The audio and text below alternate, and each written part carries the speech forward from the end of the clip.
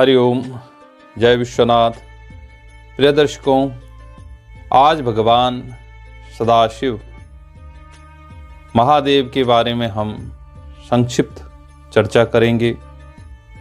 लिंग पुराण में भगवान की महिमा का वर्णन आया है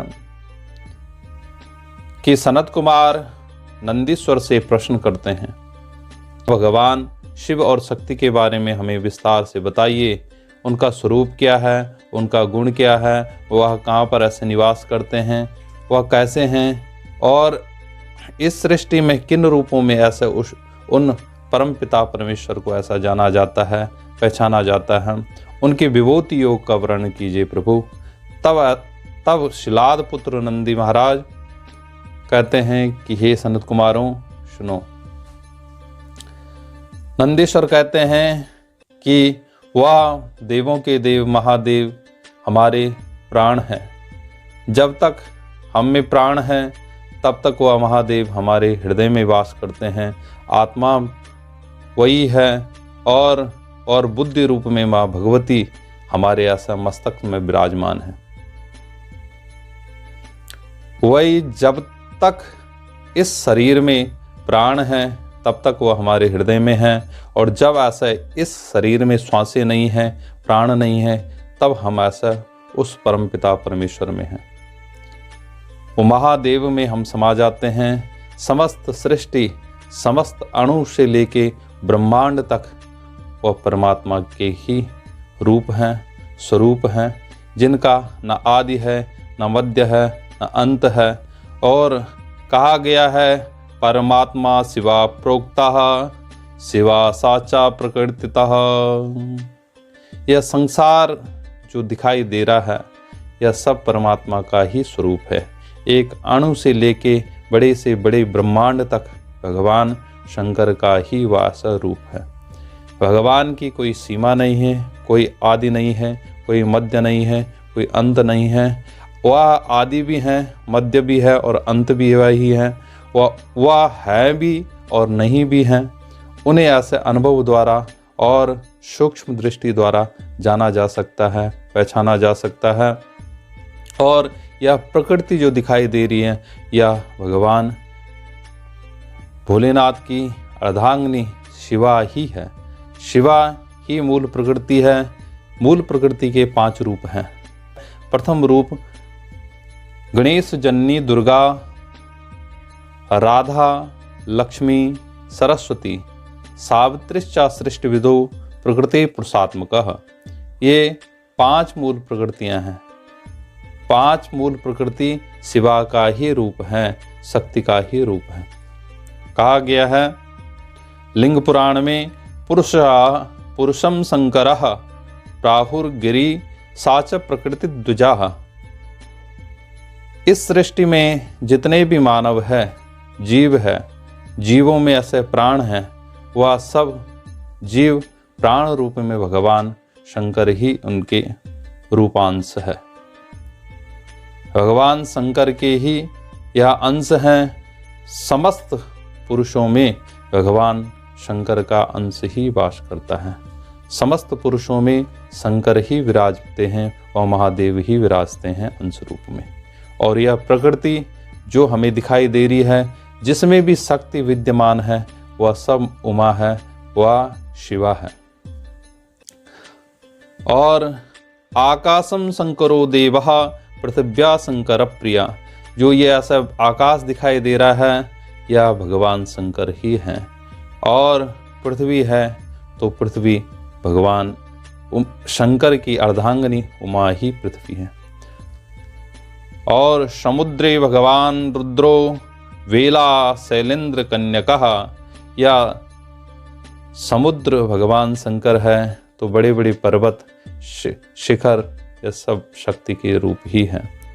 लिंग पुराण में कहते हैं नंदीश्वर वृक्ष शूला युधो देवा शूलपाणि प्रिया लतः। ये वृक्षों में देव हैं, वास करते हैं, तो लताओं में ऐसा माँ उमा ऐसा वास करती है। ब्रह्मा करोपि सावित्री शंकरार्ध शरीरिणी। भगवान भोलेनाथ महादेव ब्रह्म है तो सावित्री माँ भगवती उमा है। शिव अगर भगवान विष्णु है तो महालक्ष्मी ही उमा है। यो विष्णुश महादेवो शिवो नारायण स्वयं। जो भगवान विष्णु है वही शिव है, महादेव है।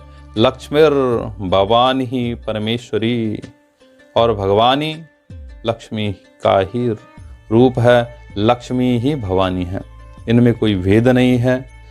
भगवान अणु अणु में है, बड़े बड़ी पर्वतों में है, शिलाओं में है, समस्त ऐसा सृष्टि में वही विद्यमान है। संसार ब्रह्मांड रूप में भगवान अनेक ब्रह्मांडों के रूप में ऐसा वह विद्यमान है। ब्रह्मांडों में रहने वाले अंशावतार भगवान के सूक्ष्म जो जीव हैं, जंतु हैं, मनुष्य हैं, सब भगवान शिव के ही अंश हैं। शिव के अंश सृष्टि चल रही है। बिना प्रकृति के शिव अधूरे हैं, बिना शक्ति के शिव अधूरे हैं। शिव शक्ति से ही यह संसार चल रहा है। इस संसार में शिव शक्ति के ही सामंजस्य से सृष्टि ऐसे चल रही है। शिव ही ब्रह्मांड है, शिव ही यह संसार का एक रूप है। पृथ्वी का गोलाकार ही शिव है। भगवान शिव की महिमा का वर्णन करना असंभव है इस वाणी से। यह संसार रूपी समुद्र ही ऐसा शिव है, संसार ही महादेव है। इस संसार में जो हमें दिखाई दे रहा है वह शिव ही है, और जो ऐसा नहीं दिखाई दे रहा वह भी शिव है। शिव से ही उत्पन्न होते हैं और शिव में ही समाते हैं। जहाँ से ऐसे प्रारंभ होता है और समाप्ति भी शिव में ही होती है। काल भी ऐसा भगवान शिव है और महाकाल भी भगवान शिव है। शिवलिंग का स्वरूप वह ज्योतिर्बिंदु प्रणव से ऐसा उत्पन्न हुआ है और उस प्रणव में ही भगवान शिव है। शिवलिंग की महिमा का वर्णन कहा गया है कि मूले ब्रह्मा तथा विष्णु। मूल भाग में शिवलिंग के नीचे ब्रह्मा जी का वास है, मध्य भाग में भगवान विष्णु का वास है और विष्णु देव भुवनेश्वरः, मध्य भाग में भगवान विष्णु है। और रुद्रोपरि महादेवः, और रुद्र ऊपर की ओर है। और मध्य में माँ भगवानी जलहरी के रूप में, योनि के रूप में ऐसा माँ भवानी है। भगवान की अर्धांगिनी आह्लादनी शक्ति उमा है। और शिवलिंग में समस्त देवी देवताओं का वास माना जाता है। जो भगवान शिवलिंग की पूजा करता है, भगवान शंकर की पूजा करता है, वह सब देवताओं को प्रसन्न कर लेता है। सभी देवों को पूजने का जो फल है वही एक शिवलिंग की पूजा करने का फल है, शिवार्चन करने का फल है। शिवार्चन से बढ़कर कोई अर्चन नहीं है। लिंगो वेदी महादेवी त्रिगुणात्रियंबिका। शिवलिंग में जो ऐसा वेदी है, जो जलेरी है, जो योनि है, वह महादेवी है, जो समस्त सृष्टियों को देने वाली है, समस्त भुक्ति और मुक्तियों को देने वाली है, समस्त इच्छाओं की पूर्ति करने वाली है। शिव ही भगवान शिवा से ही ऐसा शिव की ऐसा पूजा की जाती है। और शिवा के बिना शिव अधूरे हैं। शिवा से ही शिव में ऐसे वह शक्ति, ऊर्जा, वह पावर आती है जिससे समस्त देवताओं में वह ऊर्जा जाती है। तो शिव शक्ति से ही यह सृष्टि चल रही है और श्रद्धा ही पार्वती है और विश्वास ही शिव है। शिवलिंग पर विश्वास करना मतलब शिव पर विश्वास करना। शिव ही ऐसा विश्वास का एक मुख्य केंद्र है। संसार में विश्वास से बढ़कर कुछ नहीं है। संसार चल रहा है तो एक विश्वास से ही चल रहा है। और शक्ति पर श्रद्धा है तो वह शक्ति हमारे लिए फलीभूत है। इसलिए शिव और शक्ति से ही यह सृष्टि चल रही है। भगवान शिव का शिवार्चन करें, वंदन करें, नमन करें। भगवान भोलेनाथ महादेव समस्त भक्तों की इच्छा पूर्ण करते हैं।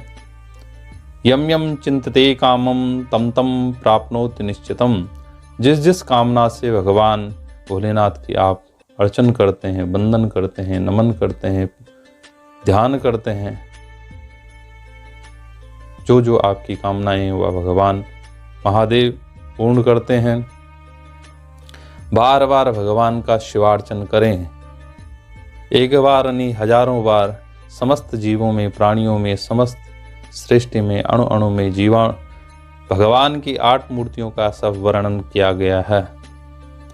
जल रूप में, अग्नि रूप में, वायु रूप में, आकाश रूप में, सूर्य रूप में, यजमान रूप में, अनेक रूपों में भगवान शिव की उपासना, आराधना की जाती है। भगवान विष्णु भी सदा ही भगवान शिव की आराधना करते हैं। भगवान सदा शिव को ही भगवान विष्णु बचते हैं। बार बार जप करते हैं, तप करते हैं, साधना करते हैं। यह सृष्टि में पृथ्वी जप करने के लिए है, साधना करने के लिए है, तप करने के लिए, पुण्य अर्जन करने के लिए है। जपेन पापम समहेदसी सम यत्कृतम जन्म परंपरासु जपेन भोगान जपे च मृत्यु जपेन सिद्धिम लभते च मुक्तिम। जब से ही समस्त पापों का शमन होता है, जब से ही समस्त दोष दूर होते हैं, और जप के प्रभाव से ही यह सृष्टि चल रही है। जन्म वर्ण का बंधन जब से ही चल रहा है। बार बार जिस चीज़ का हम जप करते हैं, बार बार जिस चीज़ को भजते हैं, जिस चीज़ का हम स्मरण करते हैं, उसी को ऐसे हम पाते हैं। भगवान को ऐसा हम बार बार भज रहे हैं तो भगवान को पाएंगे। अगर भोगों को भज रहे हैं तो भोग, सांसारिक विषय सुख साधनों को ऐसा हम पाएंगे। जपेन भोगान जपे च मृत्यु। ठीक है, इस संसार में समस्त ऐसे सुखों की प्राप्ति, विषयों की प्राप्ति जब से ही मिलती है और जब से ही मुक्ति मिलती है। इसलिए आप भी भगवान महादेव का जप करें, तप करें, पंचाक्षर मंत्रों का जप करें। सबसे सरल, सटीक और प्रभावकारक मंत्र है वह पंचाक्षर मंत्र है। देवी भागवत में माँ भगवती कहती है कि इत्तेकाक्षरम ब्रह्मा मम मंत्रम स्तु ह्रीं वयम। ओम ह्रीं वयम मेरे 2 ही मंत्र हैं। एक है ओम, जो प्रणव है, समस्त सृष्टि का आधार है, समस्त सृष्टि में जो ऊर्जा प्रदान करने वाला है, वेदों का बीज मंत्र है, वह है ओम। जो समस्त मंत्रों में ऊर्जा प्रदान करने वाला है, संपुट करने वाला है, समस्त मंत्रों में प्रभाव डालने वाला है, वह मंत्र है ओम। ओम से बढ़कर कोई संसार में मंत्र नहीं है। और दूसरा है मायावी मंत्र ह्रीं। यह मेरा शिवा का ही मंत्र है, यह मेरा ही मंत्र है। शक्ति का जो बीजाक्षरी मायावी मंत्र है वह है ह्रीं। इसलिए ओम और ह्रीं का बार बार उच्चारण करें। भगवान भोलेनाथ का रुद्राभिषेक करें। भगवान के अनेक रूपों में ऐसे भगवान की पूजा होती है। शिवलिंग, अनेक प्रकार के शिवलिंग होते हैं। काष्ठ के ऐसे शिवलिंग होते हैं, पाषाण के शिवलिंग होते हैं, और पार्थिव के शिवलिंग होते हैं, कांस्य के शिवलिंग होते हैं, स्वर्ण के शिवलिंग होते हैं, पारे के शिवलिंग होते हैं, स्वर्ण के शिवलिंग होते हैं, भस्म के शिवलिंग होते हैं, गाय के गोबर के शिवलिंग होते हैं। यम यम चिंतते कामम, जो जो ऐसा कामना है उस कामना से ऐसे शिवलिंग की अर्चन की जाती है, अभिषेक किया जाता है। मृद भस्म गोष्ठ कास्य पात्रमयम तथा सकृत लिंग भवेत पूजा भवेत कल्पायुमादिसेत। जो भगवान महादेव का पूजन अर्चन कांस्य की शिवलिंग में करता है, पारे के शिवलिंग में करता है, स्वर्ण के शिवलिंग में करता है और काष्ठ के शिवलिंग में करता है, स्वर्ण के शिवलिंग में करता है, और सबसे श्रेष्ठ जो है वह पार्थिव शिवलिंग में बताया गया है। स्वयंभू शिवलिंग, पार्थिव शिवलिंग से बढ़कर भी स्वयंभू शिवलिंग है। इन ऐसे शिवलिंगों में जो अभिषेक करते हैं, पूजन करते हैं, आराधना करते हैं, उपासना करते हैं बैठकर शिवलिंग के पास, वह अनंत कोटि गुणा फलकारक होता है। भगवान महादेव सबसे सरल देव हैं। पत्रम पुष्पम फलम तोयम, जो भी पत्र है, पुष्प है, फल है, भगवान को सब प्रिय है। भगवान भाव देखते हैं, श्रद्धा देखते हैं, भक्ति देखते हैं, प्रस्तुति देखते हैं, प्रस्तुत नहीं देखते कि क्या चढ़ाया है। भगवान आपका भाव ही देखते हैं। भाव से चढ़ाया हुआ जल भी भगवान को अर्पित है। भगवान भोलेनाथ की पूजा करें, व्रत करें, 16 सोमवारों का व्रत करें, भगवान शिव की उपासना करें। शिव बहुत सरल देव है।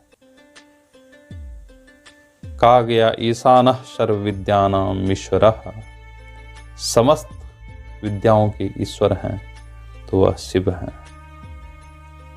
वंदे देव उमापतिम सुरगुरुम वंदे जगत कारणम, इस जगत के जो कारण हैं वह शिव है, उमा के पति हैं। धन्य धन्य श्री राजकुमारी, तुम समान नहीं को उपकारी। माँ भगवती के समान कोई उपकारी नहीं है। सरलता से, सहजता से, नम्रता से, भाव से और भक्ति से माँ भगवती की, शिवा की, हरि की जिसने आराधना की वह इस संसार रूपी समुद्र से तर जाता है। जो भी कामना होती है भगवान शिव और शिवा उस भक्ति की कामना पूर्ण करते हैं। आपका भविष्य भी मंगलकारक हो। आगे की वीडियो में अवश्य देखें कि भगवान शिव की विशेष रूप से किस दिन पूजा करनी चाहिए, किस प्रकार करनी चाहिए, क्या ऐसा मुहूर्त होता है। आगे की वीडियो में मैं आपको अवश्य बताऊंगा। हरिओम, जय विश्वनाथ।